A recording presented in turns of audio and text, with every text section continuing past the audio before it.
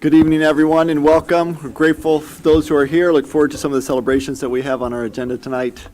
Officially call this meeting to order at about 6:30 and go over just standard housekeeping stuff, especially the emergency exits, that they are the doors with which you came in, and then immediately to the left or on either side of the curtains here. These doors also take you immediately outside, so should they be needed, there they are. Hopefully they are not. The agenda, again, we are moving more electronics available to people through the online program called Board Docs. They can go there and look up Fairport and see our agenda if you have interest in that. I know I don't believe there are paper agendas available for those who are interested. But need an approval of the agenda as is outlined. A motion to approve. Maureen. Second, Marty. Any questions or recommendations or motions to change? We're good. All in favor? 7-0. Good to have everybody here tonight, by the way. So the first thing, speaking of our celebrations, is to recognize those students who have completed the career and technical education program requirements. We'd like to invite down Sandy Hudak to make that presentation. This is an awesome course. Our students have earned 5 credits in various types of business-related classes, and definitely worth celebration. So thank you, Sandy. I'm going to take this over to her. Thank you. Today, Sandy, push the buttons before the light turns blue. Thanks. So I have Dave Domenico here helping me as well. Today we have 24 students that have earned the Business and Marketing CTE endorsement. So we'd like to congratulate those students, and they've completed 5 credits in business courses such as marketing, business law, and accounting. They've also completed a work-based learning experience, passed an industry standard assessment, as well as an exceptional formal interview. Today's college's employers are looking for those students who go above and beyond, and these students are those exemplars. So we have a small representation because this program does a great job with leaders and team players. All of them are on the teams, except a few, which we have here, fortunately, are doing their job with the sectionals in lacrosse, softball, and baseball. So the persons that we had today with us, fortunately, we have Nick Velasquez,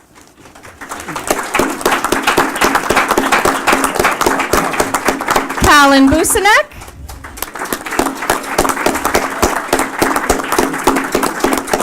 Chris Hadley, Charlie Lovell, and Josh Payne.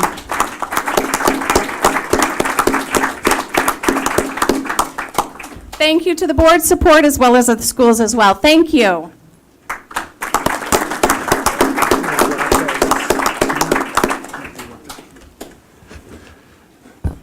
Dave and Sandy, thank you. To the students, well done, and thank you for all the hard work and being here tonight. Congratulations to all.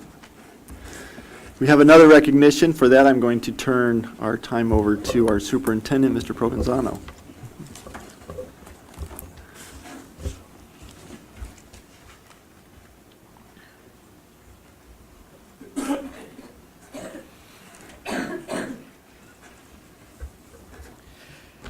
Thank you. Again, my name is Brett Provenzano, and I'm here proudly presenting a distinguished National Principals Recognition Award to Mr. David Dunn. David Dunn, let's give him a big round of applause. Come on up, Mr. Dunn.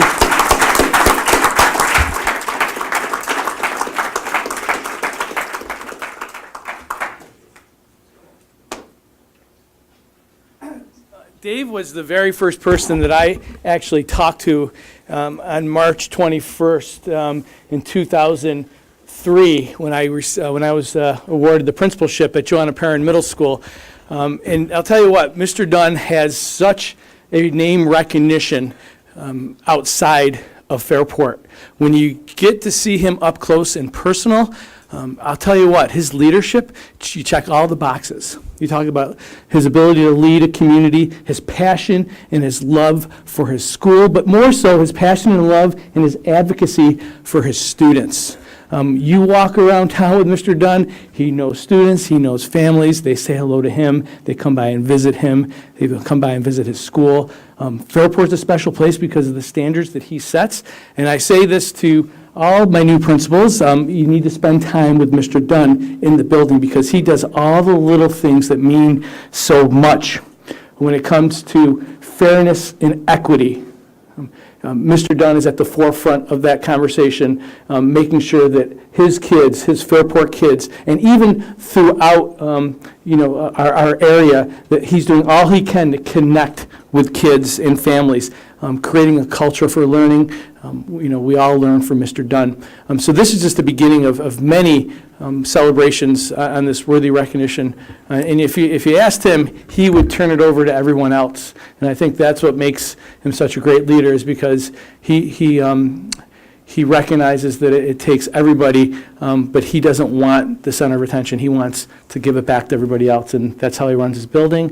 And we're proud and honored to celebrate this recognition with you. Thank you. Thank you very much. And he'll never say no to a mic. I'm going to give it back very quickly because I know there's a big game tonight and you've got important decisions to make. First of all, 24 years as a principal, I've had the pleasure of working with boards over the years, all of them actually, that have been incredibly supportive of me, our school, and our kids. And that's huge. It doesn't help to have your current boss, a former national school, middle school principal as well, schools to watch. So we've got strong middle level education emphasis in Fairport. I've got administrative colleagues in the back that are just amazing. We work very, very closely together. I got your FEA president back there that has pushed me and John Baines for 24 years to be a better principal and a better leader.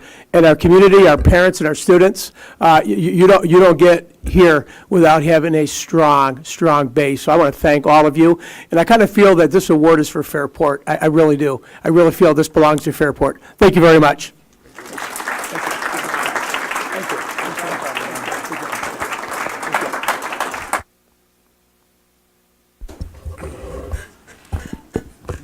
On behalf of the board, Dave, congratulations and well done. Thank you.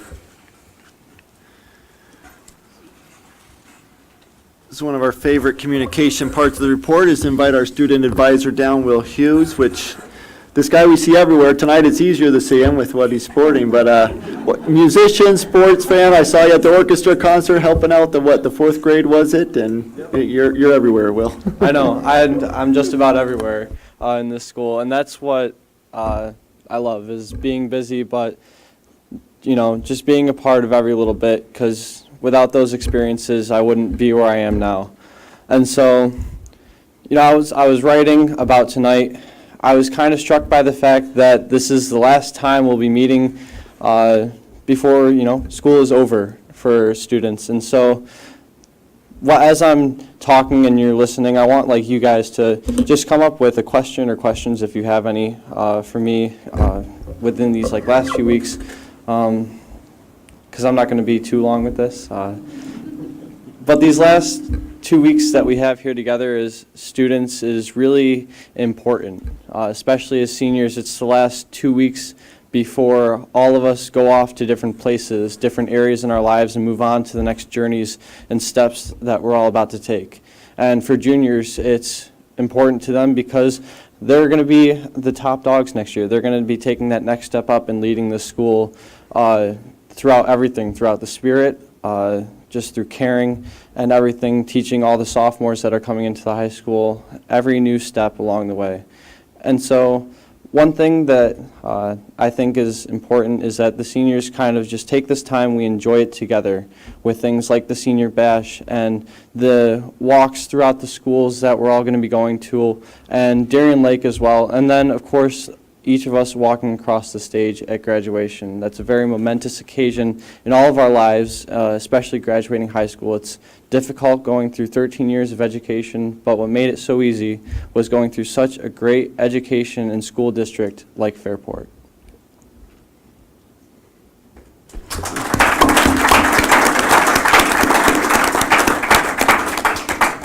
So where are you going? I will From Fairport. I will personally be going to Southern Wesleyan University in South Carolina. Good weather.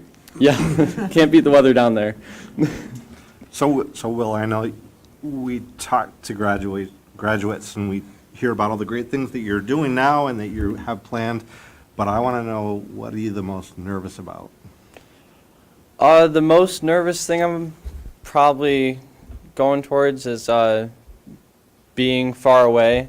It's exciting with a bunch of new opportunities for me, but a 13-hour car ride isn't the easiest to, drive home and do your laundry for. So. I hope you've learned to do your laundry then. Yep. Don't leave the reds with the whites. That's what Mom says. Just remember that and you'll be okay. So you said 13 years, which is right, you did all K-12 here. What would you say, even though they're 5 years old, they may not understand what you're saying, what would you say to a kindergartner, 5-year-old coming in next year to them? I'd say the teachers here are absolutely amazing, and that, once you get past the schoolwork and all the homework and tests and quizzes, just to really enjoy yourself here and to have fun with it, because you won't get this time back. And that's one thing I'm trying to cherish now, is all this time and going to sporting events and musicals and plays and just everything in general, because you won't get this time back once you're gone. What are you going to study and what led you there? So I will be studying religion. Specifically, I'll be a youth ministry concentration with a worship arts minor. I've always been a strong believer in Christ, been going to church my whole life. And so last year, I went to a summer camp called NTS Camp. It stands for Never the Same. It's where you go there. It's like a big church retreat. And then the gist is you come back never the same. And so I was just led fully, convicted to.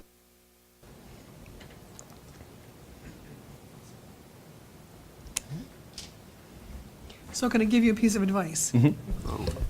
About October, this for anybody who goes a long ways away to go to college, around October, wear a Fairport t-shirt.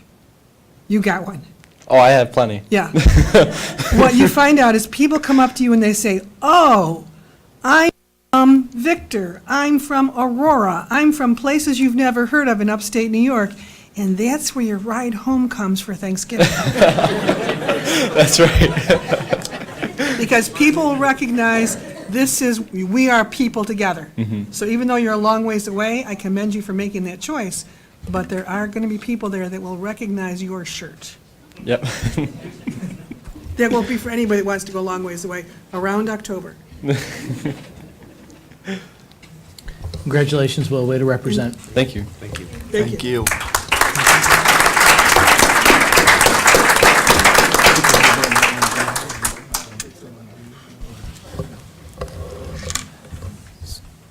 We're getting to our more standard parts of the agenda, which I think are great, but if you didn't plan on staying the whole night, this might be one of your better times to exit. So if there's a lacrosse The game. treasurer's update? Oh, no. Not the treasurer's update.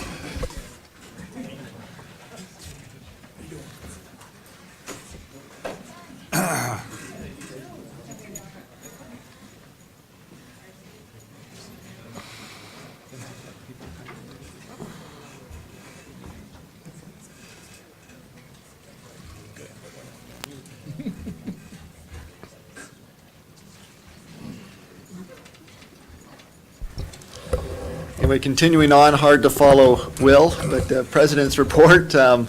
We just had our elections last week. Wanted to thank on behalf of the board, the community overall. I'll let you go over the detail, I suppose, but just thank you on behalf of the board for the community support.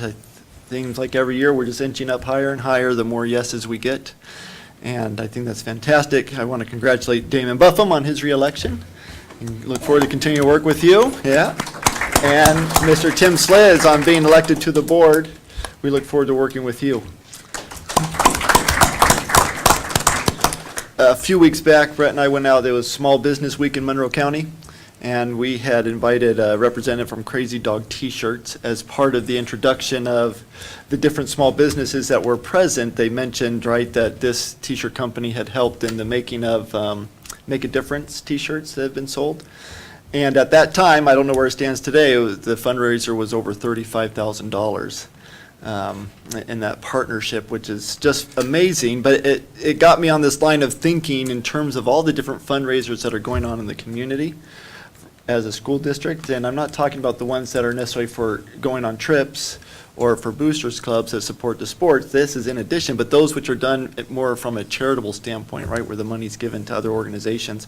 And I'm hesitant, or other organizations or people, and I'm hesitant to list off the few I know because I know there's more and I don't want anybody to feel left out, but just some of the examples, right? The Dollars for Scholars, we had the FEA Scholarship Recognition Program tonight.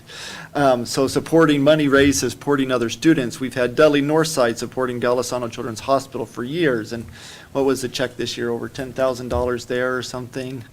The kid-to-kid opportunities that are going on in here within our school district, numerous others, and I'm sorry I didn't mention all of them or only a partial of them, but I do wonder if we don't get to the hundreds of thousands of dollars.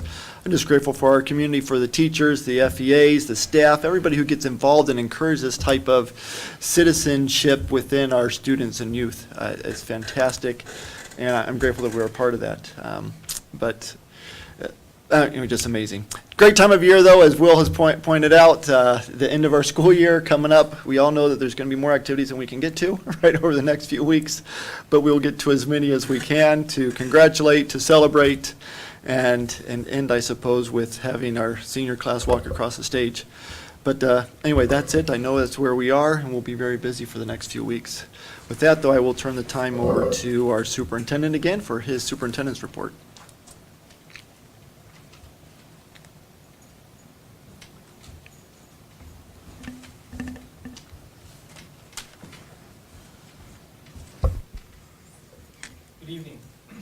Board members, I'm trying to get away from this and put it on your laptop so you have this in front of you, but I'll wean us off this slowly. We were just in Cafeteria C here at the high school recognizing 9 FEA scholarship recipients, and I'll tell you what, it was probably one of the better ones that I've seen because the students did a wonderful job expressing how important their experiences were here in Fairport schools, and they kept on speaking to the opportunities that they're afforded here in Fairport, from Brotherhood Sisterhood Week to their interscholastic sports to the clubs that they experience to classes, hallmark classes that really make their experiences special and unique. And when we talk about our budget and how successful it's been over the past couple of years, it's simply because of that. There's high expectations for our schools. Our community has high expectations as well, and you can see by the school budget, yes to no margin, close to 75% approval rate. Proposition 1, which is a Capital Technology Reserve Fund, that was 82% approval rate. So it feels really good when you get those kind of numbers, and I'm a big believer in democracy, and I'd love to have more people out as we move along, and I'm sure as we move along we probably will continue to get participation, so we can be responsive to the community's needs and expectations for our schools. We have an incredible Board of Education. Those clubs and those activities, it's a credit and a tribute to the leadership, which I'll continue to talk about in this presentation. It starts with our Board of Education. They recognize that connections are the single most important thing. We have a responsibility. It's our imperative to make sure that we connect all of our children to the joy and wonderment of our schools, and our staff get to experience that as well. And I would like to congratulate Damon Buffum and Tim Sliz. Welcome aboard, Mr. Sliz. Looking forward to working with you once again. Congratulations. Strategic plan update. Last month I spent some time talking about educational programming. I'm not going to dig too much into this right now because we're going to be talking a little bit about facilities planning. That will give us a good purview of what's happening in that realm and the work that we've done this past year. There'll be a transportation center update.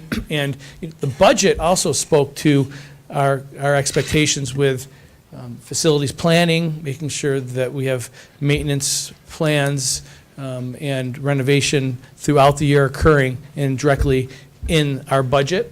And of course, fiscal sustainability, making sure that we had a budget that was responsible and responsive to the general needs of our students and staff and community as a whole. So I'm not going to spend any more time on that because we're going to talk a little bit about safety and facilities planning as we move along, and that's directly related to our strategic plan. What's very exciting to me is this past weekend, Friday, I spent my time in New York City at the Technical Assistance Center on Disproportionality, Unleashing Leadership to Dismantle Disproportionality for schools, families, communities, and youth. It was a powerful conference. I was able to actually attend the conference, but I was also presenting at the conference with Kelly Weishar, our Access and Equity, or our Title I coordinator. And the name of our presentation was Do Your Own Work. And if you take a look around what's happening in our world today, this is why I'm very interested in this conversation. Here I stand in front of you, it's 2019, and we're still having the same conversations that we were having in the 1800s. And if you think about that, that's powerful that as a society, we're still grappling with this. The human condition is alive and well, and I frankly believe it's our imperative to have this conversation, to be at the forefront of this conversation, of making sure that all students have an opportunity to be successful. All students and staff are aware of our implicit and explicit biases that we are surrounded with every single day. And that was the essence of our conversation on Friday, and it was quite inspiring to have conversations with professionals from across the state on this very topic. In our presentation, I spoke to our Board of Education, and I truly believe leadership matters. If this was not at the forefront of the board's vision and expectations, and by the way, I really have nothing to do with that. I ride on their coattails because this has been in this board's DNA for close to 20 years and more. And I'm fortunate and blessed to serve this vision and mission.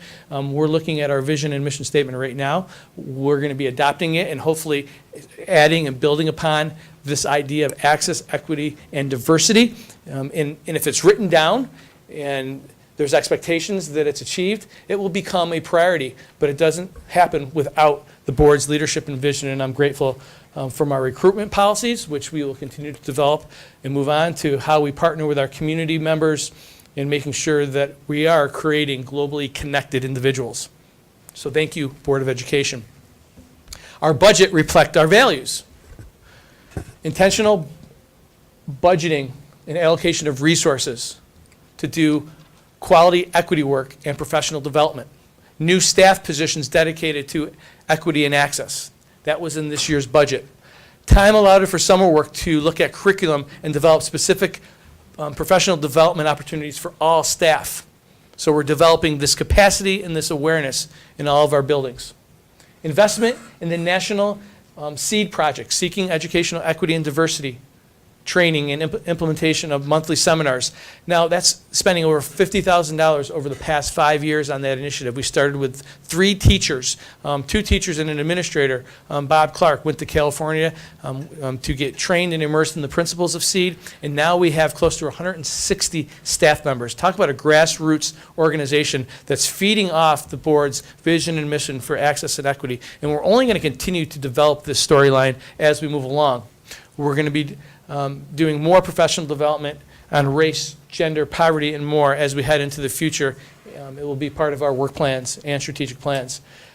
We've engaged with the community in I Am Not a Racist, Am I? With film screenings. Our students participate in Rock to Change. It's a student summit on race that occurs twice a year. We'll be hosting one a year from September. The Dream Club, demonstrating racial equality for all mankind. I had the opportunity to meet with these students. There was 30 students at this particular meeting. There's over 50 students in this club, and this is their vision and this is their mission. Student workshops through the Gandhi Institute for Nonviolence. At Martha Brown, the Rochester Black Stories League had performances throughout the morning in March. And of course, we know Brotherhood Sisterhood Week. These are just a few examples of how this is ingrained in who we are as a school and community. More work to do, more work to build upon. As those headlines read in the beginning of my presentation, it needs to be our imperative. There'll be more PD opportunities. We're going to be incorporating equity and access into our strategic plan. We're going to be looking at data, our discipline data specifically, and our academic course enrollments to identify any areas of disproportionality and discuss the root causes. We're going to be developing a diversity council, which will be starting next fall to include school, staff, community members, and parents and students to talk about this very important topic. We're going to look closely at our code of conduct to make sure that we're doing best practice, practice that is culturally and linguistic and responsive. We're going to be reviewing curriculum, doing curriculum audits, utilizing a culturally responsive scorecard to see how we're doing. It needs to be in the curriculum. Building awareness needs to be in the curriculum. We're going to begin a multi-year plan to train our staff in restorative practices. And of course, reviewing our course guides and inserting diversity, equity, and access into the curriculum management system. These are ideas that we're going to continue to build upon that are directly linked to our strategic plan. I'm proud to be a part of that. I'm also proud of the fact that middle school Joanna Perrin was recognized for the second time as being recognized as a school to watch. There's 3% of the schools in the United States are recognized as a school to watch. 3%. Martha Brown is another school to watch. And a school to watch, again, focuses in on the best practices. And by the way, Martha Brown, JP, were schools to watch even before they were schools to watch. And I'm proud to have been a principal at Joanna Perrin, and I'm proud to be serving with Pat Grow. Congratulations to you and your team on this worthy recognition. He's out there in the audience. And of course, Martha Brown is also a 3-time winner, most recently in 2018. And finally, I think Will said it best and totally looked the part and great in his presentation. On May 16th, there was Decision Day. We appreciate the staff at FHS, the leadership for allowing our students to celebrate and recognize what our students are doing after high school. Now, this just wasn't about college decision day. This was about what's the next steps. And students had all sorts of shirts and celebrations that were occurring that sort of put a nice ending, even though there's still some time to go on their time here in Fairport. Proud to be a part of it all. Honored to serve the vision and mission of the Board of Education and our school members. Thank you.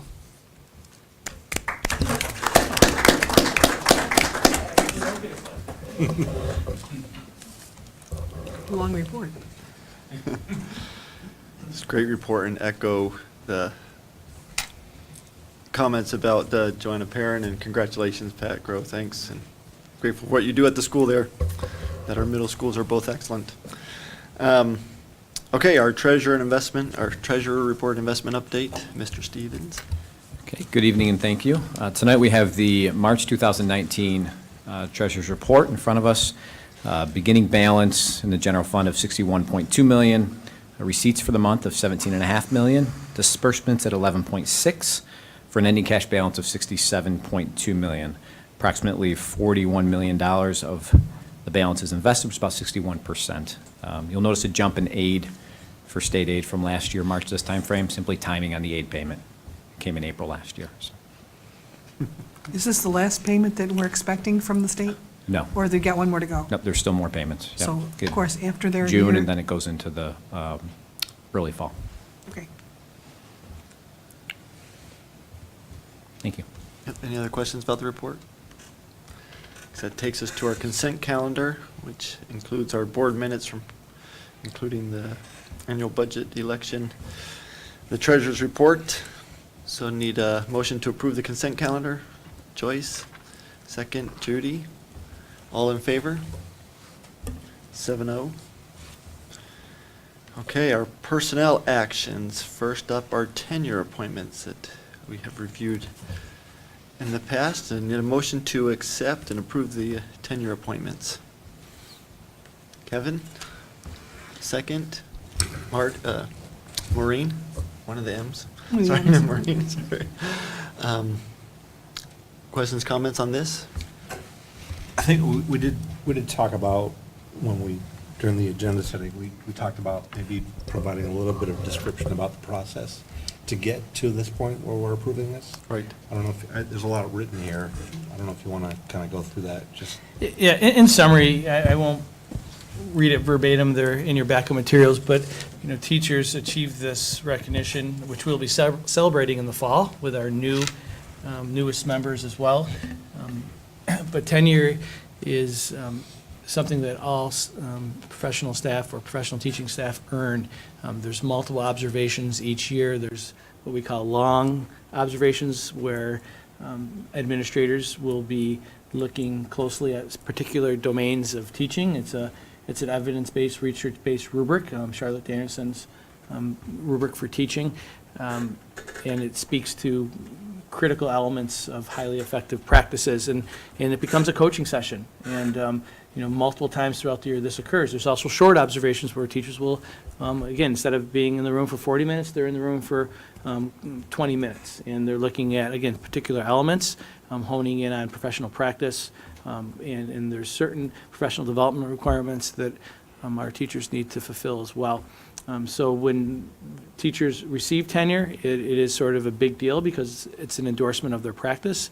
It's an endorsement of their commitment to implementing a quality practice and making sure that the domains of teaching are not just met, but they're met with a high degree of expectations and excellence. Perfect, thanks. Thank you. Coming in the fall. Right. Other comments or questions? And we had the opportunity to look at some of this information in a workshop, so Right. it's not new. The names aren't new. All the recommendation forms were provided, yeah. So, okay, all in favor? 7-0. Congratulations to those teachers, noting that it's pending, of course, through completing everything through September 1st, right? Okay, next, instructional staff items. They're listed there in the agenda. Need a motion to approve. Marty, second. Judy, questions or comments? No? All in favor? Oh, yes? Well, I just did want to call it in particular, with regrets, that Jason Lembeck's resigning. And that's hard. It's hard to pull this ball. I understand it. I'm excited for him, but I think that. We will miss him. Yeah. He's a good person on our team. We wish him all the well. Well Best. said. And congrats at the same time, but yes. Thank you. All in favor? 7-0. Athletics? Just resignations in this case, but motion to approve. Damon, second. Joyce? All in favor? 7-0. Non-instructional and civil service, personnel action items. Motion to approve. Marty, second. Judy. Questions, comments? No? All in favor? And then finally, we have a memorandum of agreement with the Fairport Association of School Support Personnel. Just quickly, background in terms of the agreement we have in place, unless we adopt this, is they have 15 vacation days. This does not change that, but it does take 2 of those and turn them into floating holidays, right? So that they're able to have some degree of flexibility that wins, I guess, the proverbial win-win for us. Not everybody wants to take some of the set holidays we've determined. At the same time, we have a district that needs sometimes to have some deep cleaning when we know nobody's going to be in the building on certain days that have been designated holidays. This allows both those things to happen. So it doesn't change the total number of holidays that are given to those employees, but it does allow some flexibility both for us to schedule and for them to schedule their own holiday breaks with approval. Any questions then about that, the memorandum? No? All in favor? 7-0. I appreciate the work of Mr. I didn't do a motion at all? Oh, well, we voted. No, I'm sorry. Need a motion to approve it. I'll approve. I did too much explanation, so Joyce first, Maureen second. You want us to vote again? You're okay? Thanks to Mike Crum and Matt Stevens for working on this part. More to come. Thanks, Ariel, for keeping me in line. To some of the better, again, back to better parts of our agenda, or more exciting parts, we have various presentations. First is the NASA Hunt, which has had an awesome year overall. I'd like to invite the group down here. So is Cass, you're doing that, very good.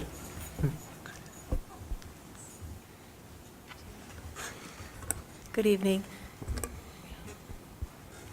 You're still quiet. Did you press the button? Or is it the, good evening? There you go. Yay! There you go. That's my job, just to make sure this is on. I'd like to introduce Mr. Stornello and our NASA Hunch representatives to share with you some exciting work that they've been doing. Here you go. Good evening, everyone. I'm Vince Stornello, and I teach the NASA Hunch class. And I brought some of my students.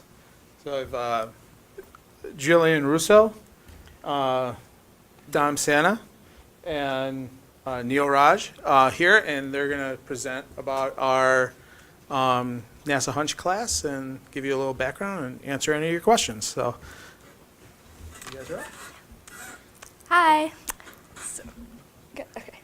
So a little bit of background about the NASA Hunch program is that it's dedicated to student involvement, and it's actually through NASA. So in the beginning of the year, we broke into groups of about 3, and this is a nationwide program. And we all selected a problem that we wanted to work on for the rest of the year. And throughout the year, we've developed this project, and we have had web conferences with NASA representatives, and we actually got to present to them throughout the year. And at the end of the year, NASA chooses the best projects from throughout the whole country, and they actually get developed to fly on the International Space Station, which is really cool. So it's really focused on student involvement. All right. And is this, okay, sorry. And it's very important. Can you go to the next one? And it's very important that we support the Hunch mission, as she discussed earlier.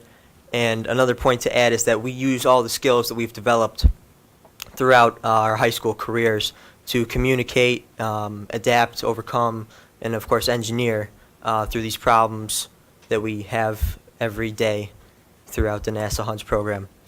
And as I am speaking to you right now, that's one of the very important skills. And of course, developing using STEM, science, technology, you of course know that. But it's very important that we utilize these skills and use them to and apply ourselves, and of course with the help of our teachers and other staff at the high school, and help ourselves and put our education to use. Sorry. So one of the many different projects that we've been working on this year was one a food packaging group that Jillian worked on. She too was invited down to Houston, Texas, and Johnson Space Center, so for the final review where she showcased her food packaging. Do you want to? So the basic problem that we were trying to solve is that in space, it's astronauts really wanted a way to mix crunchy foods and wet foods like yogurt and granola, because if you try to dump the granola in, it's just going to fly away, and you can't package them together because the granola would be too soggy. So throughout the year, we actually made our own packages, like that second picture. And how it works is basically there's a weaker plastic seal in the middle, and you just squeeze the bag, and the seal pops, and the chambers combine. So we pretty much have worked on that all year long, and then, as Neil said, we were one of the groups that was selected to go to Johnson Space Center in Houston, and we got to present to actual NASA engineers, which was amazing. The picture on the top is a picture of something that Dom and myself did for our project. Our project was to design an app that would allow astronauts to recognize objects that they're using for experiments that are very time crucial. And so the apparatus that we designed was a 3D object scanner. So you place your object on a rotating table. In this case, we used a record player. And so it would spin around, and using another app to scan the object, we would use that scan that we created and send it to our to the Microsoft HoloLens. So one of the many things in this program is that we used some of the cutting edge technology, like the Microsoft HoloLens. And with that device, the astronauts then can do their experiments. And again, we were both invited down to Houston. This is actually the second time this project has been down. This is a continuation of last year's work that I was a part of. We were invited down last year and then second time.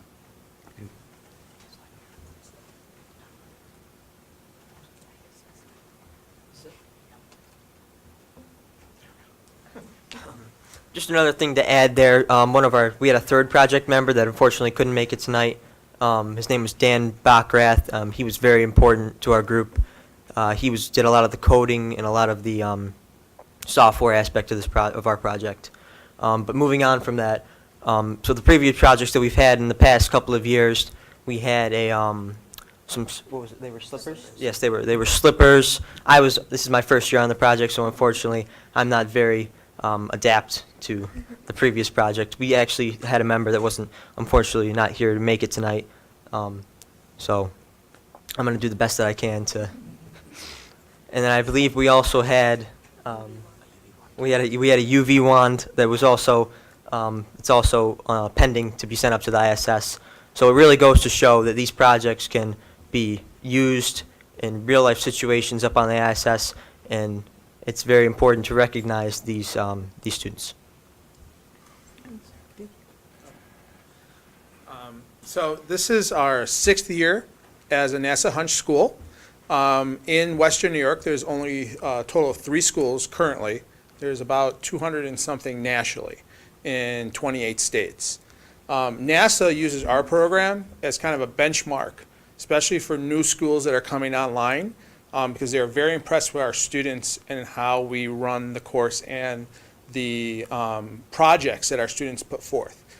In every of the 6 years, we've sent at least 3 to 4 teams down to Houston. So, 3 or 4 teams every year have been picked to have the best in their region in terms of their project and to be sent down. So this year, out of 7 groups, 4 of our teams got picked to go down and present to NASA engineers and astronauts. So the NASA is constantly asking us about how are we getting our kids to do this, so that we can then try to get other schools to improve their performance within the program. So on Saturday the 11th, we had a national recognition for all the NASA Hunch students, and we recognized all the teams here, and it was a great activity. I mean, it was a great ceremony. Thank you for everyone that attended and helped us. So, but really, I mean, I don't do much. I kind of feel bad. I really kind of just guide these guys. They come up with everything, and they ask me for things that they need, and I point them in the right direction, or run out and get what they need, and they come up. I really have absolutely no input or minimal input on the ideas. I mean, this is all student run. Most days I just come in, sit, watch them do their stuff, and only jump in when they need help. So I love this is my first year teaching this, and I just love this program. So thank you. So you will take some questions if they're, yeah. I mean, I could see in the small print with my old man eyes when I enlarged it many times what Hunch stood for, right? So it says creating hardware. But did you, like the bag you were talking about, did you make that here on our facilities? How? Yeah, so one of the awesome things about this program is that it actually applies to lots of different things within it. So there's a culinary challenge, there's hardware and there's software like Neil and Dom's group. So for us, I think it's technically considered hardware, but what we did is we actually ordered something called a plastic film sealer off of Amazon in, I think, October, and we just used plastic tarp that we got from Home Depot, and then that enabled us to create our own bags in any size or shape that we wanted. So that was kind of our springboard for the rest of the year.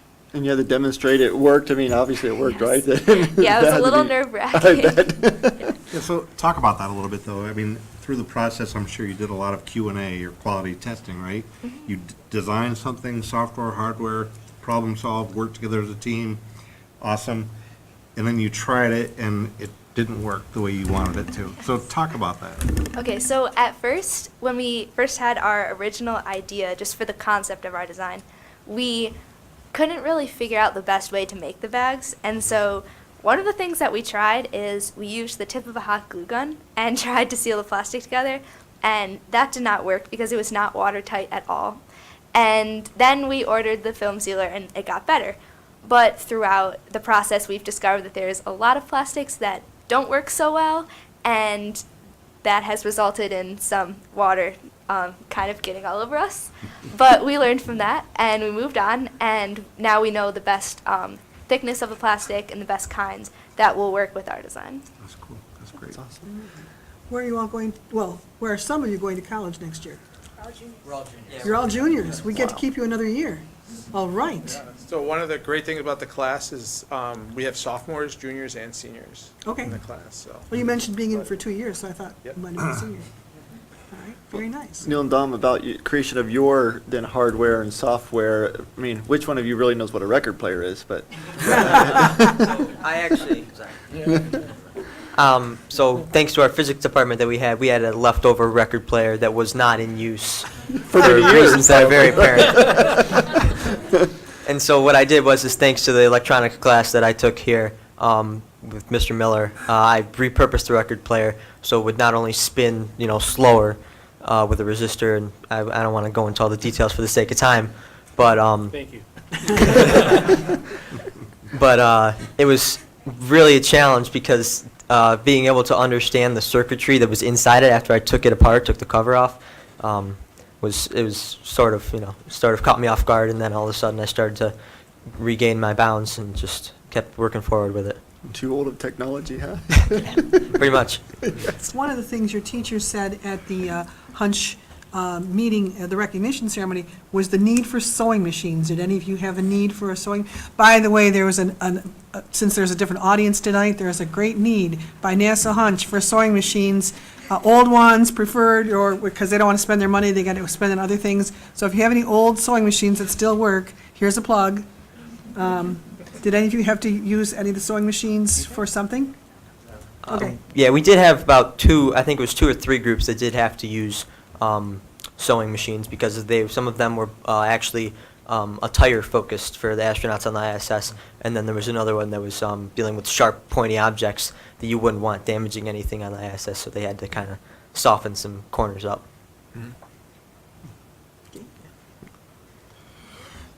Vince, thanks to you and Donna Himmelberg, too. I know you say you don't do a lot, but I really do think there are programs like this that just the leaders, the facilitators, the enthusiasm and support you provide really means a lot, so thanks. Great. Thank you. Thank you very much. Well done. NASA Hunch, it's the ultimate multidisciplinary experience. We talk about 21st century learning and skills. It's right there. It's right in our own backyard. There's authentic learning experience. There's communication and collaboration. You go into one of their sessions, it is the most inspiring academic and social exercise occurring in that moment. I believe there's 28 students ish in that classroom, and they break up into teams, and they really get to it. It's actually, the Hack Lab, which we see at Northside at the high school. High school's version of it. They're practicing habits of mind and all those real life skills. Greatly appreciated. Great work with those kiddos. Thank you. Going to quickly rearrange the agenda so someone don't let me pass up 5B, but we're going to go to 5C in recognition that our Fairport Village Police Chief is here, Sam Farina, and has our latest, the final, I guess, right, of the safety security audit that he's done. So, Thank you, Chief. I appreciate you coming by once again to talk to us about safety and security, and bringing it back to our strategic plan, facilities planning. This was the very first thing on our facilities strategic initiative, and it's engaging in and implementing a safety and security audit. And I'll tell you what, Sam Farina has been an incredible partner. Chief, your resources, your expertise, and your networking really helped us grow as a group of, as a school community, and we're looking forward to continuing to learn and partner with you, and this report, I'm sure, will be very helpful to understand how we can proceed and move forward. Chief. Thank you very much. I do want to start by saying, it was a great opportunity to do this, but we're invested. Yeah, how's that? Is that better? It's a great opportunity to do this, but we're invested just as much from the law enforcement standpoint, is that we do value and treasure our children of the community, and we want to do our best to ensure their safety and security here in the schools. and interact with them as much as possible in a positive way. So before you, I believe Superintendent may have provided you with our report. Basically, over the past 8 months, we've had an opportunity to go through all the schools, talk to transportation, talk to the athletic director, IT, all the principals, and also all the stakeholders that were represented in what we called our whiteboard sessions. So we got an opportunity to get everyone's feedback as to what we're looking for as far as safety and security in the schools. I do have to preface this by saying oftentimes I get together with my fellow chiefs from around the county, and I'm always asked, when something comes up from a school perspective, well, what's Fairport doing? So that's just telling it that the reputation of Fairport schools is highly regarded among all the other police chiefs in the county. So as part of that, this report reflects 32 security measures that we recommend as part of this audit, in addition to 12 preventative strategies that we think is important to continue on with the district. I think the premier or the hallmark for Fairport, which is being emulated across the county, if not the state now, is our BIT program, our behavioral intervention team. That is being seen as a role model for looking at the preventative way of dealing with folks that may be off on a tangent and need to be brought back into the fold. And it's very restorative, and it's also a very good program to address those type of situations. Preventative is the best way to be. Obviously, security mindedness is an important part of this, but the prevention is key to the safety and security of the school, those that are here, students, and everyone involved. I'd be happy to answer any questions that you may have regarding the report that I can do, unless you want to get into executive session or something like that. Well, one thing I think it's important to recognize, this is not going to be a one and done, and we're not going to say, okay, the report is done, thank you very much, check it off. We will be looking to put together a group to continue to study and look at these recommendations, and especially we talk about future planning, how to proceed best, from a budgetary perspective. So with that, this is just a glimpse and a flavor. We'll start with, I guess, the recommendations that you might have, or specific questions that board members might have, and then just highlight a handful. Don't. Okay. Yeah. Do you consider them in any order of importance, or are they all? It's funny. I went through this exercise thinking, what's more important than the next? And I really think that the ones that were outlined here are all of equal importance. I tried to prioritize them from, the ones in the beginning I think are your bigger, more involved, more complex, but more important, and they kind of move down the line as you go through the recommendations. But they all are equally important, really, if it comes down to it. And I would say look at this from the aggregate, is that all of them together is just as important than just looking at one or two and saying, well, this is really the one we're going to focus in on. I think we need to look at this as a comprehensive document in terms of going forward with your capital plan or looking at facilities improvements down the road. So just some key recommendations that I think are important to talk about is the creation of a centralized video monitoring station. I think would be important. There's over 260 cameras that are being used today. This system could conceivably get up to 500, which we recommend the installation of more interior and certainly exterior cameras across the board. Great system, robust system that you have now, however, no one's monitoring them. So what good is a video system that is not being actively monitored to see what's going on real time? So that was one of the important recommendations that we started off with. Excuse me. Yes. So we had talked about putting together kind of a site visit for one of the districts that actually had a centralized, because I mean, obviously monitoring 500 cameras is a professional position in itself, right? Knowing what to look for and how to respond. So I'm cognizant of the fact that more information isn't necessarily intelligent information, right? So having 500 cameras and having a centralized station, having the right person, the right coverage, probably that's more than one person. Yeah, there's definitely a need to train that key person, and obviously not to look at all 500 cameras at one time. There's going to be a focus and an effort on certain cameras that are the most important. Right. That may show your biggest vulnerabilities, which would probably be your interior or your entrance and exits, those type of things. But yeah, the training is going to be vital.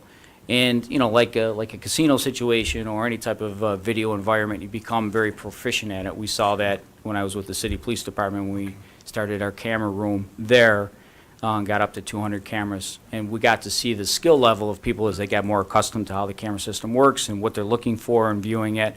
They got very, very good at doing that. So that's that piece that's important from a centralized video system.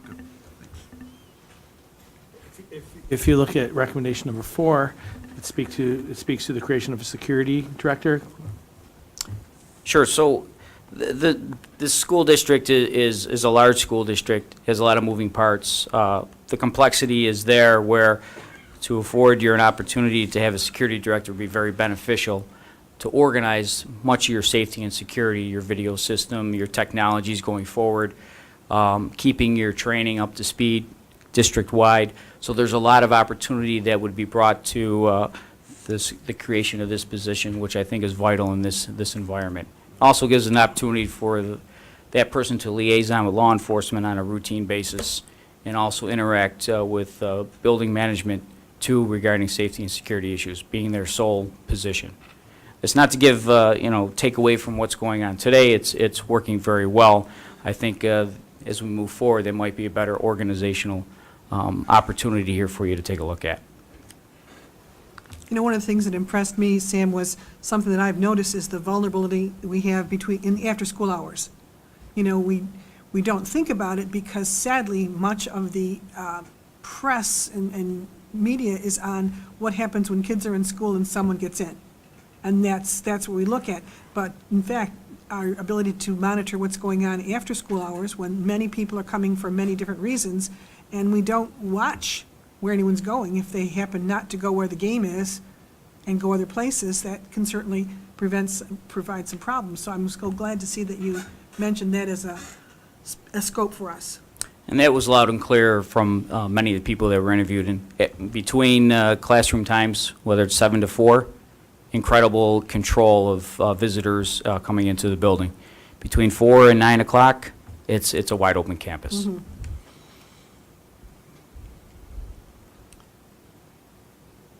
And the other thing that impressed me, and this is to the administration, is when it talked about the preventative measures. Many of these preventative measures are already things that we're doing, but how do we improve on them?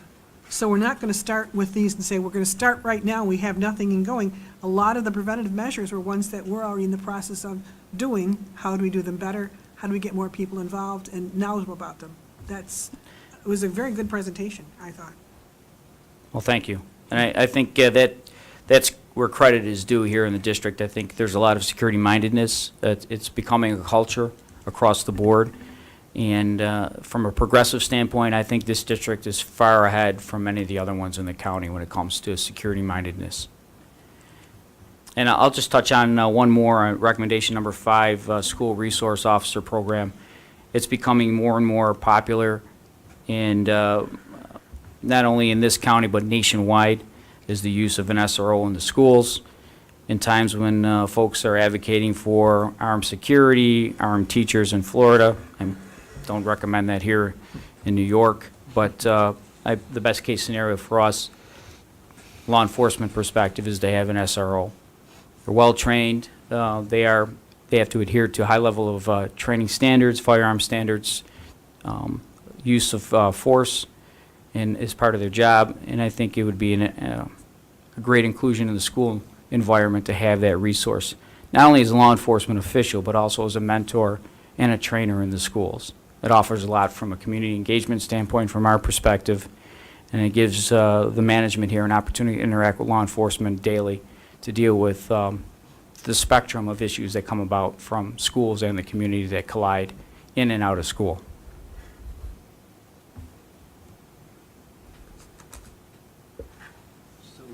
I thought I'd get more questions on that one, but.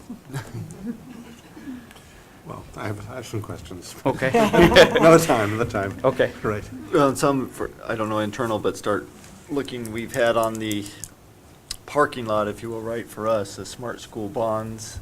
We've always favored using them for things that were more long-term rather than a very short-term technology.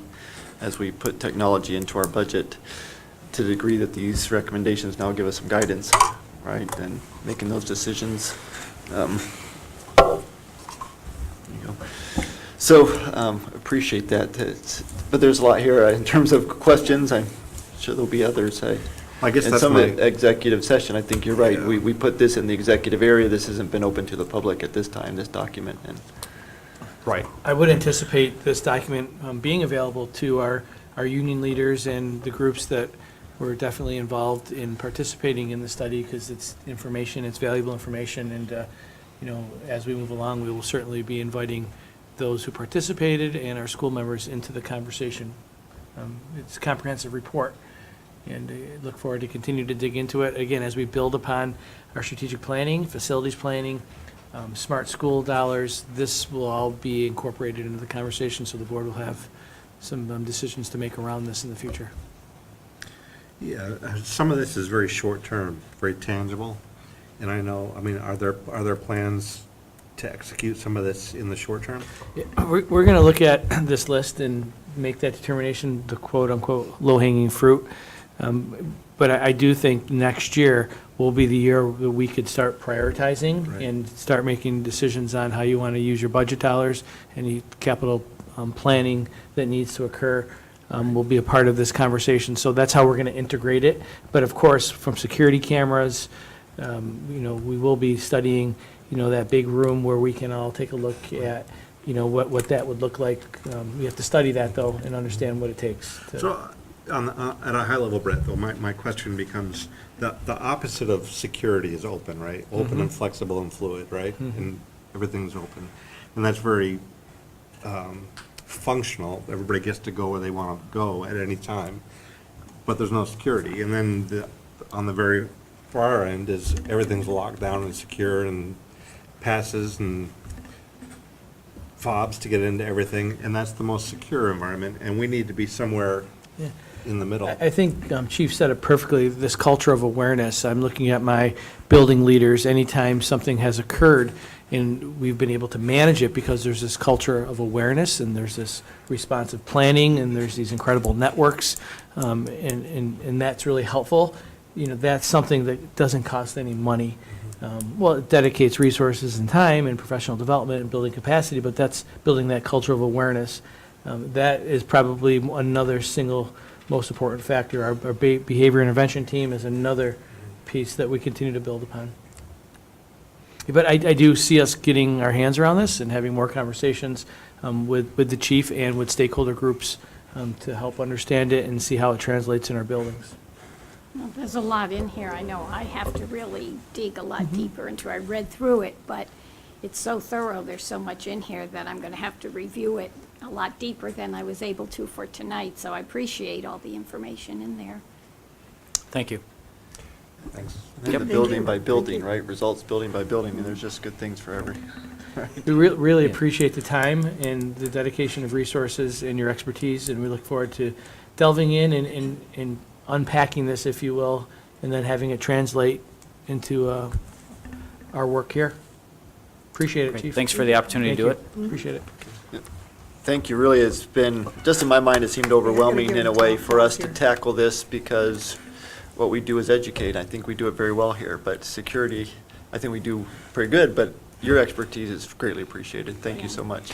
We appreciate you taking the time. I know you're busy, you're on duty, so that's why we moved you up one notch, and thank you, Susan Walls, for being patient. And Yep, so come on down. you got a flight to catch, right?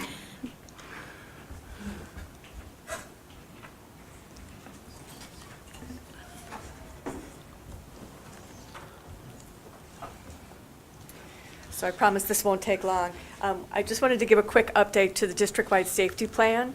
Every year, we are charged with making sure that the plan is updated, so we've taken some time and vetted this through the district-wide safety committee as well as the emergency response team. There were a very limited number of changes that needed to happen to the plan. I'll just highlight a few of them. In the plan, we had neglected to mention our Raptor visitor management plan, so we made sure that that was added in. This year, we also added in the Safe Schools helpline, and so there's some additional information about that helpline and what it does for us. We've made mention of the safety audit that Chief Farina just discussed. We've also added in and sort of formalized a process for both railroad safety and canal safety presentations to the schools. And again, Chief Farina has helped us with both of those. Under DASA, we've added a link onto the Fairport webpage from our Director of Student Services. So she added some resources in there. We made sure to clarify that every classroom can call 911 from it, because that was certainly one of the things that the staff was questioning and was concerned about. We've updated names and contact information that either has changed or was missing. In a couple places, we had to tweak what we were calling a drill. Sometimes we were saying shelter in place, sometimes we were saying hold in place, so we just made sure that we had those correct in all areas. We needed to clarify the inclusion of the director of facilities and the use of two-way radios in an emergency. Again, that wasn't really clear in how we had that placed in the report last year. We have also instituted the use of Mylar blankets for students, particularly if they're needing to be going outside in the winter during a drill, particularly if they're out in for physical education. So that will help keep them warm. So we've made that something that is used across the board. In our description in taking of when a caller is calling, or we've got some meeting of a description, we've used the phrase other identifying characteristics to sort of clarify what we're talking about when we're adding that. And then we've also added to make sure to check the district website and social media for any emergency information. And the rest is pretty much the same. So those are the updates. So Chief also took a look at our emergency plans, and so I think it's just important to recognize that we not only had those initial stakeholders that you mentioned, but Chief Farina and his resources also vetted the plans, and he feels very good about the level of detail in them. And we have the full district-wide plan that is an internal document, and then we have the quick reference guide that's also posted on the website, and we've updated both of them. Okay. Between tomorrow and August, I don't have the board workshop date for August. There'll be a public comment open period where comments can be forwarded to the district clerk, and we can address those comments. We'll have an open session in August at our board workshop, and then if there's no changes or substantive work, we'll bring it to the actual board meeting in August. And ready to go in September. Yep. Ready to go in September. Good. Any other questions? I want to thank you for the work you did. The comptroller, if you ask my opinion, he has nothing else to do, but the comptroller had an audit recently for 14 school districts and audited their safety plans. Oh. And so I was just, because this is my Sunday reading, I like to see what the comptroller's up to. And all the things that he issued as concerns, that there was no police involvement, that there was no board involvement. Damon and I were able to make one of the meetings that were held, so you had that, there were the opportunities for people to comment on it were there, and the things that he said weren't there, that he was dinging districts for, are ones that, it was like the week before we had the last meeting, and I went, oh, check, check, check, check, and you seem to be meeting all of the criteria, so when we get our audit for our safety plan, That's right. we should be good. Good. But I just said, why is he doing that? It's just, it's a state requirement, I know why, but it's seeing that all the little check marks were there, and it seems like we have done a good job at making all those happen. Good. Thank you. Kevin, I'm sorry you weren't able, you didn't get Thank you the for your information. leadership. You're welcome. All right. Thank you, Susan. Ted Miles and Becky Short as well have been wonderful at managing the details and bringing the building leaders and the district-wide safety team along in the process, and appreciate their work. Great. I think we're going to have Maureen draw names out of the hat for those of us left to who's going to read the audits in the future. I think the new No, guy it's- gets that. He stepped out There just you in go, time. Jim. How You got a convenient. job already. Is he still here? No, he stepped Oh, out. too bad. He doesn't know what's waiting for him, does he? That's the best way to nominate Just, someone. is when just they're tell not him, around. this is what he Exactly. has to do. He's not here to find out. Right. Okay, next on our agenda, transportation capital project. Matt, You do know what wanna to do, right? Say hello. Good evening, Mark Esposito Thanks, with Mark. Campus Construction Management Group. Here to give the May update on the transportation facility. So we're going to go over our referendum value of $11.2 million with our incidental budget of just over $1.8 million. Our construction contingency of $403,000. And then our contracts in place are just under $9 million. So looking at the construction contingency budget, to date, we've approved $308,598 worth of change orders, leaving us $94,502. With the project 92% complete, just getting ready for our substantial, C of O, the certification of occupancy. We have only spent 76% of our construction contingency at this point. So again, in a very good place financially in this project moving forward toward the end of it as we get ready for summer. Removal of the existing building and these final touches on the site work, we put ourselves in great place financially for the project.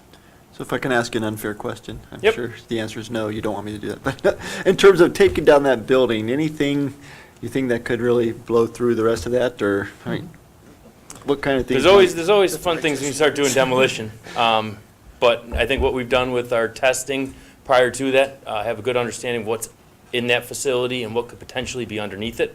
I think we've made some accommodations within the contract documents to remove it and be able to move on in the project with what our budget is. Just knowing what it was used for, they're already kind of built into some of that demolition, that oil or other things that may have seeped through down into the soils and, Yes, there is. right.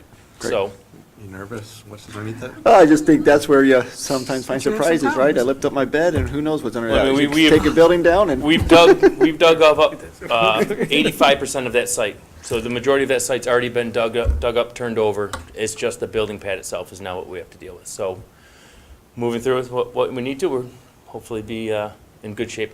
Are you just in the gonna next bring month. in trucks and load them up and haul it away? Yep. So, I mean, we are 7.5 feet away from the other building Yeah.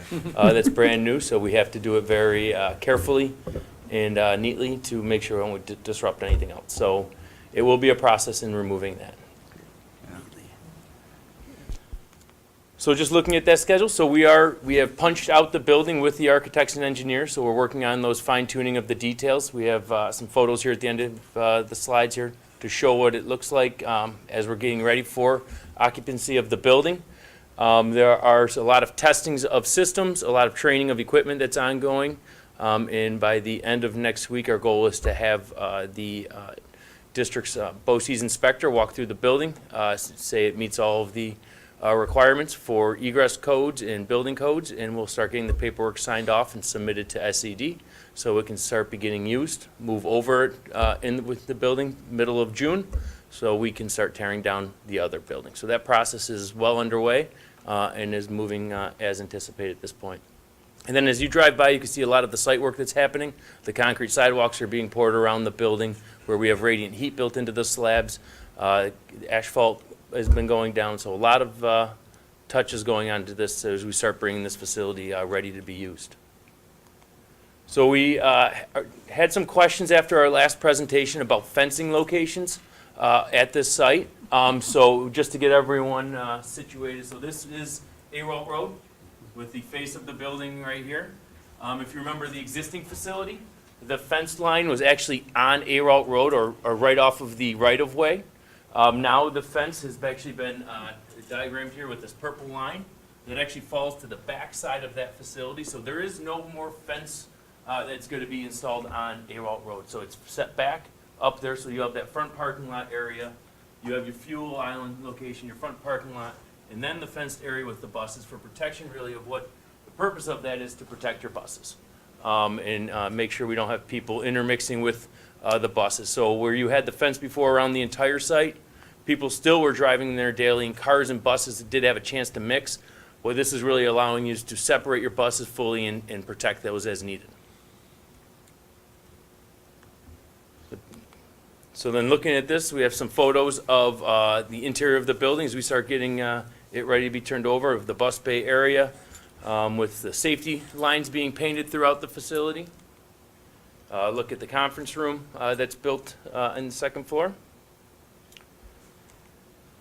The dispatch lobby space, as you can see, the sliding windows where they'd be able to meet and greet with the bus drivers and be able to exchange the keys. The dispatch location itself. The driver's room, which at this point has also had the floors cleaned, waxed, and ready to go and sealed.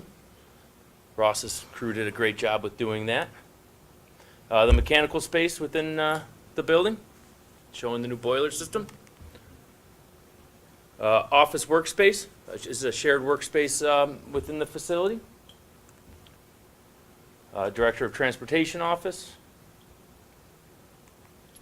And then again, inside of the bus bay, you see the new safety striping to make sure that people know not to be putting vehicles or equipment within the space because it's a walkway area. And I'll look at the sidewalk spaces that have been poured on the outside of the facility to make sure we have that egress that we need for bringing people in and out of the building. And just a look at the preparation for the concrete to get installed with the rebar that goes in this. As you can see, this is a heavy-duty concrete. This is not your standard concrete that's going in sidewalks or around a residential house. This is built for buses to be driving over it into the bus bay areas. So any questions with on the transportation facility?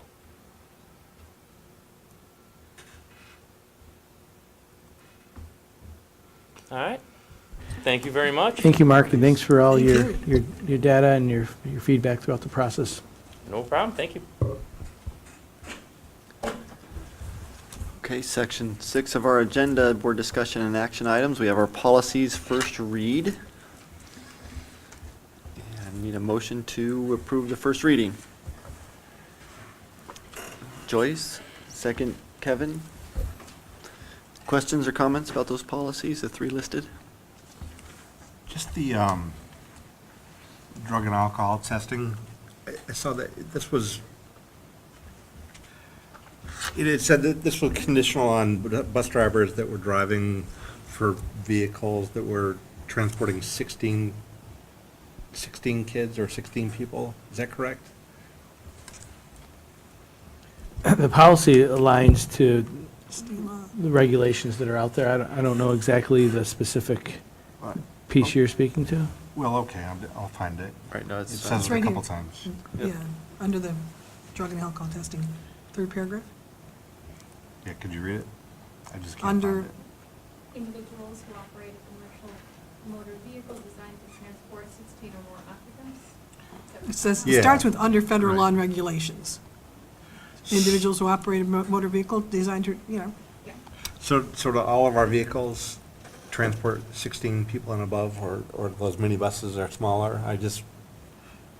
Well, there are buses that transport less than that, but there's buses that are obviously, have greater capacity. No, understood, but I just think this policy was, it specifically says a couple times that this policy it is, but the last paragraph in there says, under New York State law and regulation, all school bus drivers are subject to random drug and alcohol testing, pre-employment and random drug and alcohol testing.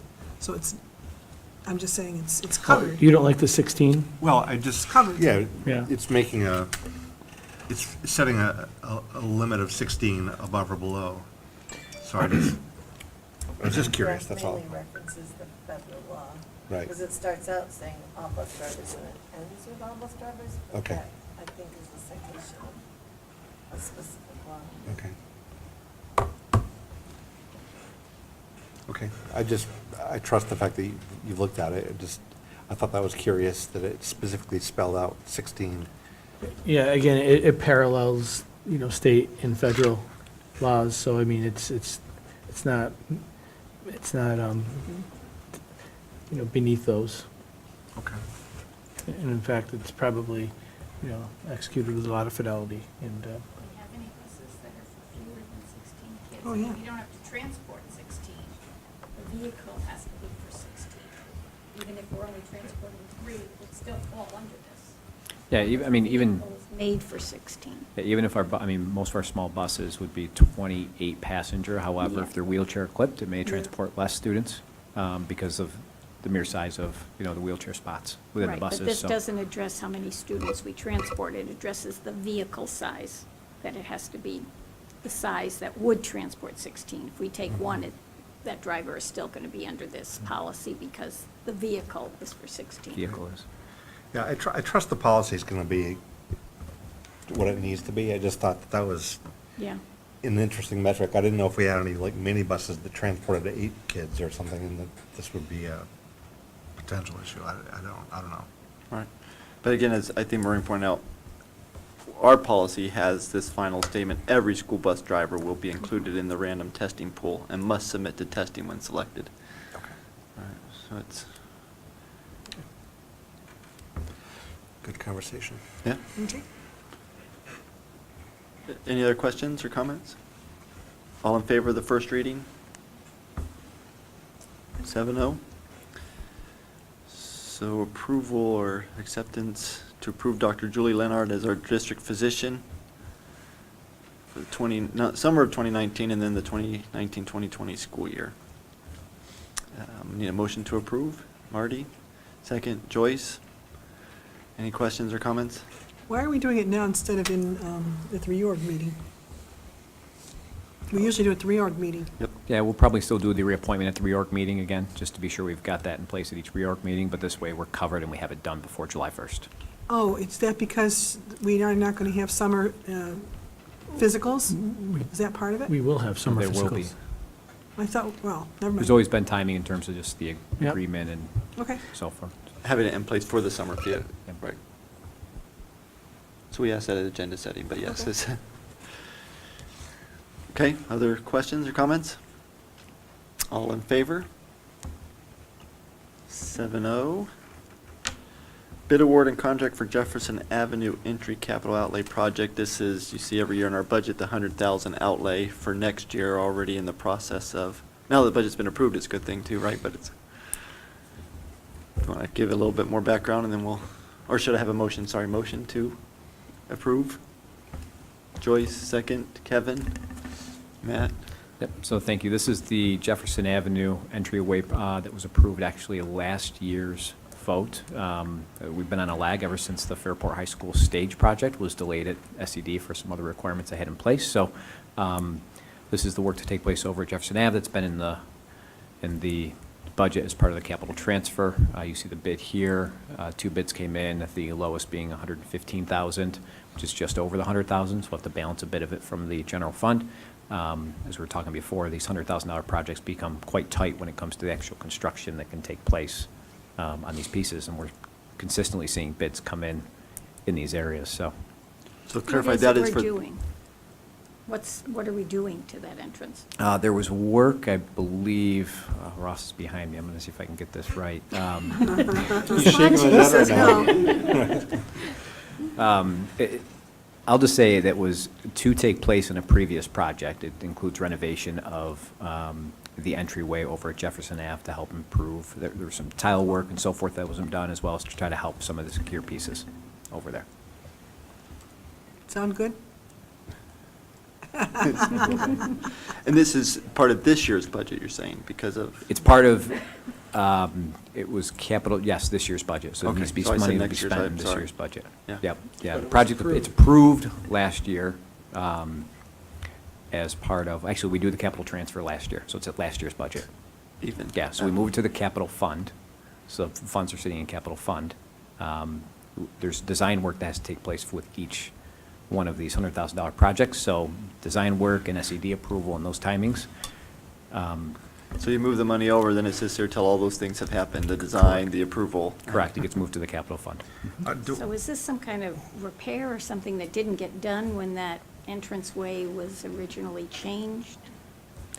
Work that actually didn't take place. Didn't take Yeah, place. yeah. Matt, did all the bids come in slightly over 100,000? We had 2 bids, one was 130,000, the other was 115, Okay. so. I mean, this is me being cynical. Do you think the people that are providing the bids know that this has got a $100,000 project funding model to it? Like, they know this is part of the $100,000 that we get every year? Some may, but I don't think it would prevent them or have them bid higher or lower on the project itself, because the Okay. district could They certainly deny. quantify the work, and you can see Yep, that. they quantify the work. Mhm.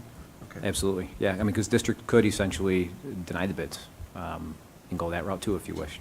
But I don't think in terms of these bids, they're too high to say that you want to deny these bids here. Yeah, we did bid an alternate with them, and we're not accepting the alternate, just because it's not within the, that the alternate is 35,000 and 30,000 respectively between the two bidders, and we're just not going to do that work. Any other questions, comments? Okay, all in favor? 7-0. Bond resolution for the BOCES capital project.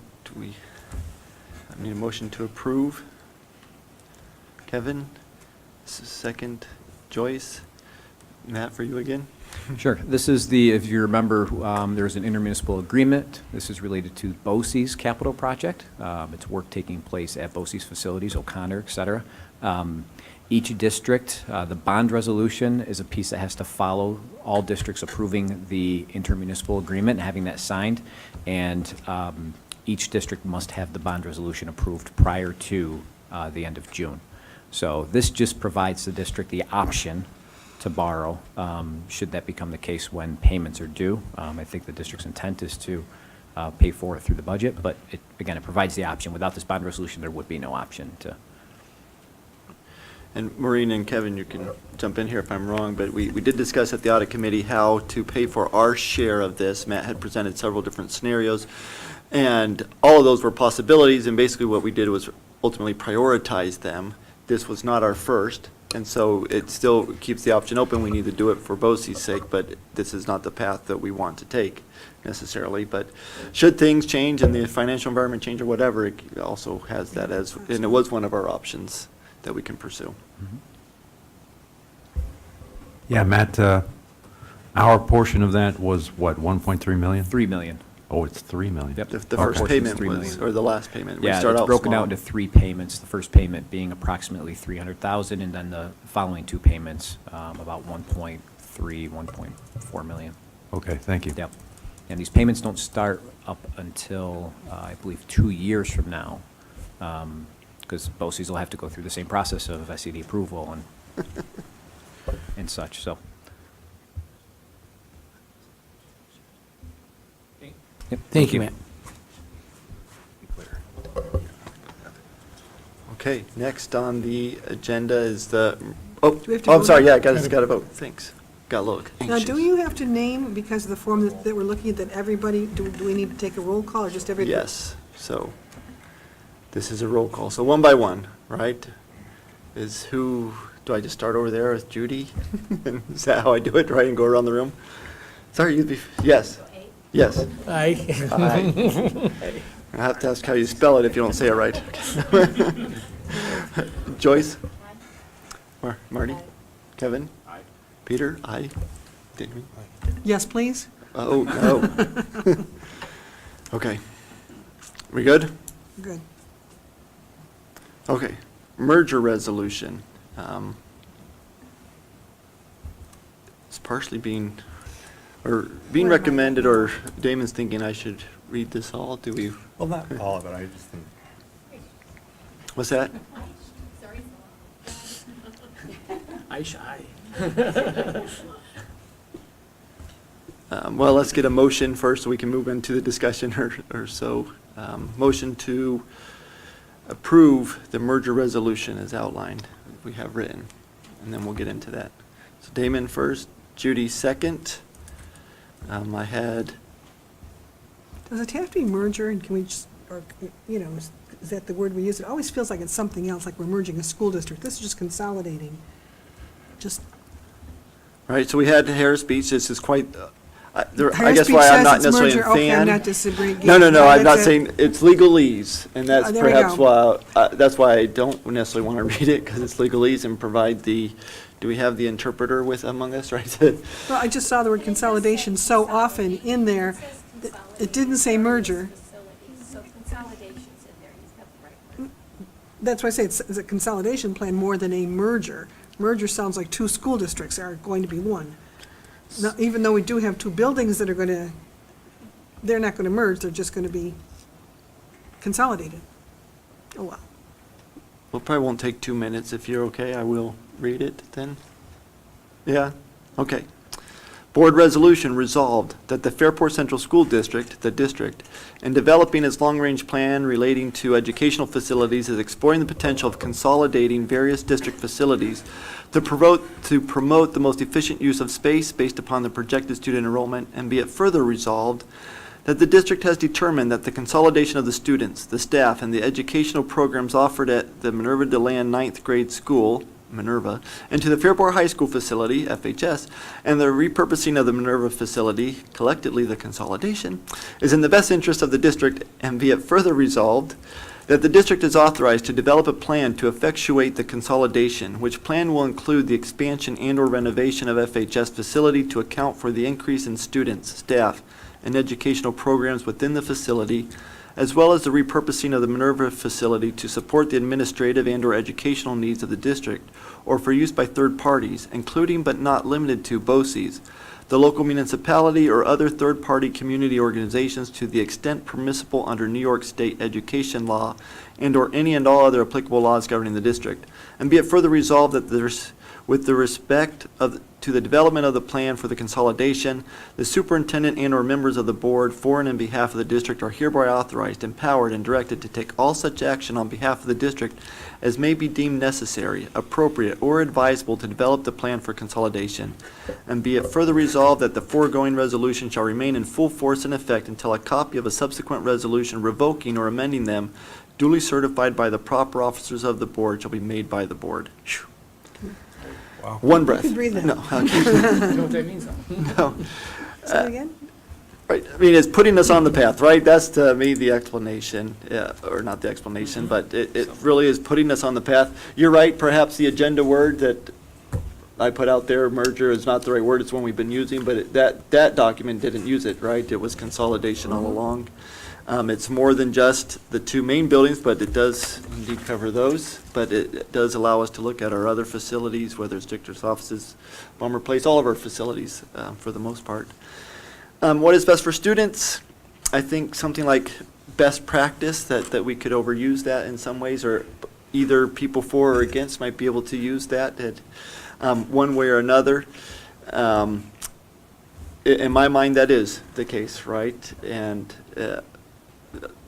that's the purpose of why we looked at it. I think that ended up being the lens through which we asked most of our, if not all of our questions. Indeed, there was a lens financially, but it didn't take too long within the process where that was set to the side and said what is in the best interest of the students and ultimately for us as a school district. We are people-oriented as a school district. I'm grateful for that. It's not just students, because we ask that a lot, but also ask that about our staff. Human nature sometimes can read into things, I think, slights that are not intended, and I hope that's not the case here. The incredible work that has been done at Minerva DeLand, I don't want to ever be interpreted as we're ending it, because it hasn't been incredible work by anybody.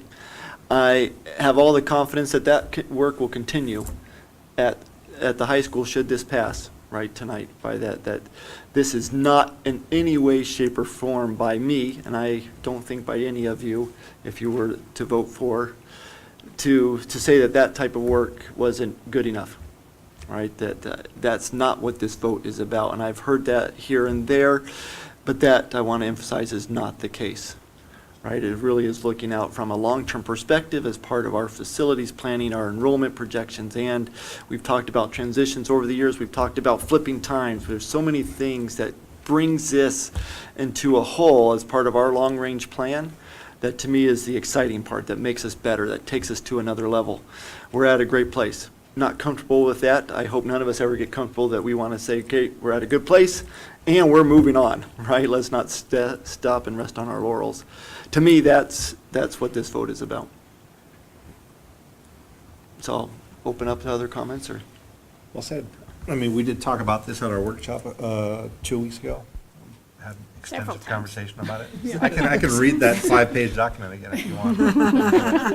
Oh, thanks. I mean, basically, what this does is it authorizes plans to be made. It doesn't lock anything in place. It doesn't make a decision that this will or will not happen. It authorizes plans to occur. I found it interesting in exit survey comments that there were some people who requested that we expedite this, that they didn't like the Extended time. which people were listening to you, Brett, and they got those dates, and I guess some people were sort of shocked that it's going to take so long, but this is a slow process, and we're not rushing into anything by any means, so. I'm still on that myself side, right? That if we can do anything to make it 4 years instead of 5, let's do that. If we Right, can make I it would 3, like- great. right. It may be impossible. But, But- right, we but you're don't right, want to it's right skip any now. steps, we're going to, but, right now, we're going to make plans. So, No, we're so, having so, Novice, they think. the right, they- palpitations over there. But, yeah, I mean, I think we have to follow whatever we have to follow. How long it takes is how long it takes. If we can do it a little bit quicker, fine. If we can't, then, but right now, all we're doing is authorizing plans.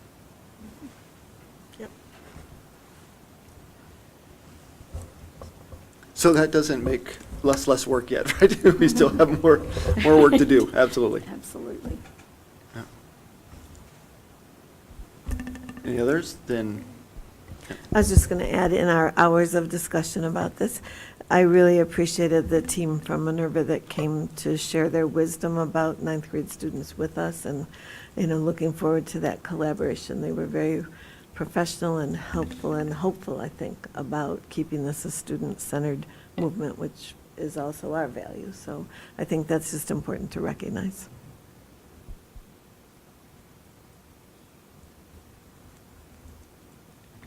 okay. Then, all in favor? 7-0. Don't need a roll call vote for that, right? Okay, next on the agenda then, textbook approval. I just love the name.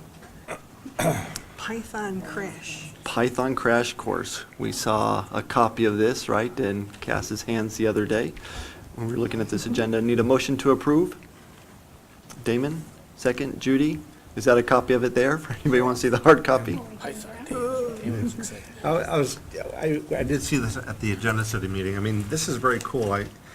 Python is really, it's the language of today. It's the language that all companies are really looking for skills with this particular language. It orchestrates different products together, so it actually is the glue that makes stuff work, and very relevant. So who's teaching this course? It's being recommended by Sandy Hudak for the technology team, but I don't know exactly who's teaching it for next year. Might want to call on Bob for that information. Is it Gianni Busani? Gianni Busani. Yeah, Okay. Gianni Busani, thanks. All right, great. That's good. I thought what you shared at the agenda setting meeting was even, I thought you were going to say something. I forgot what I said. No, we should have taped it. I just know that every customer we have that has, security, firewalls, automated systems, I mean, Python is the language that makes all those things work together. So it's very, it's a language in demand, and if you have Python skills, you'll have employment. I know that. And I have a lot of college graduates who didn't learn Python and are now going back and trying to teach Yeah. it to themselves. So that we're offering it in high school is a very neat thing. Yeah, it's cool. Right. Yep. I mean, I listen, when we took the tour through the high school, they were using Python scripting to automate drones to go through an obstacle course, and I thought, that is pretty awesome. That's pretty good. And they're having fun doing it, right? So that's even better. Okay, all in favor of approving the textbook? 7-0? Okay, learn that by the end of the day. Final part under 6 is sponsored field trips. Motion to approve the field trips. Joyce? Field trips. Kevin, second. Questions or comments about those provided? All in favor? 7-0. Okay, time for board comments.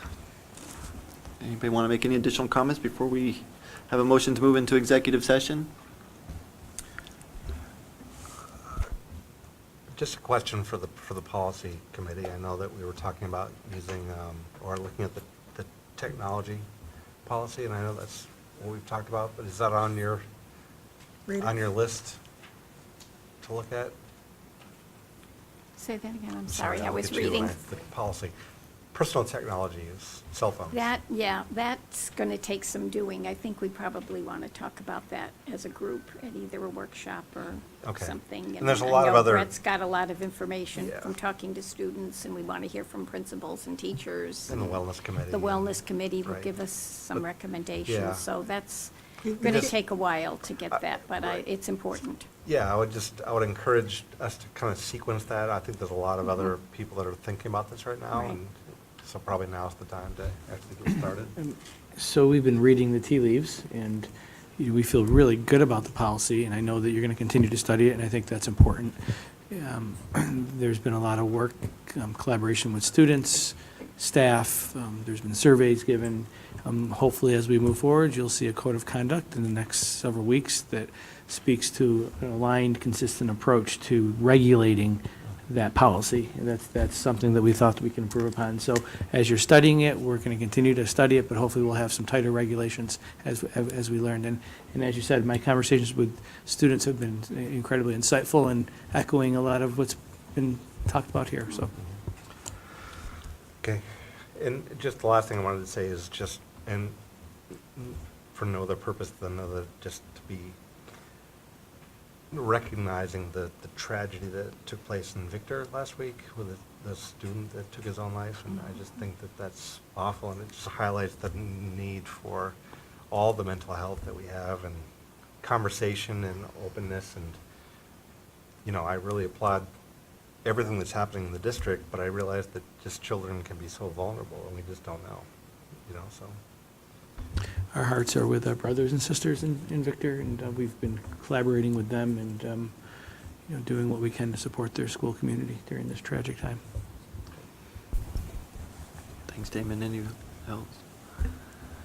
Okay, we'll need a motion to go into executive session. Before we do that, just for those, we will be coming out and more than likely have another action item that we will need to vote on. So this is, typically we try not to do that after executive session, but tonight may be an exception to that.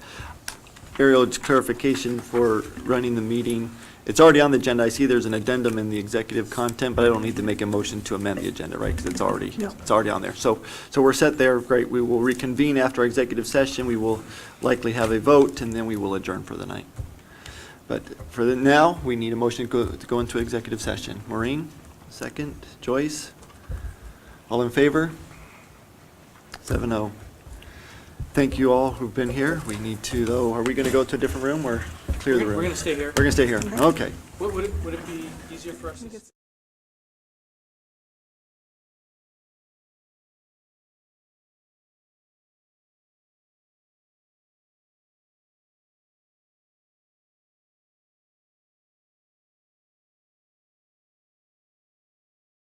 Let us know when we're back on. Go Yep, back to the session. we are on. Okay, so we need a motion to accept, this is 9A, non-instructional civil service action, which is the, oh, sorry, I'm not on the right one. Yes.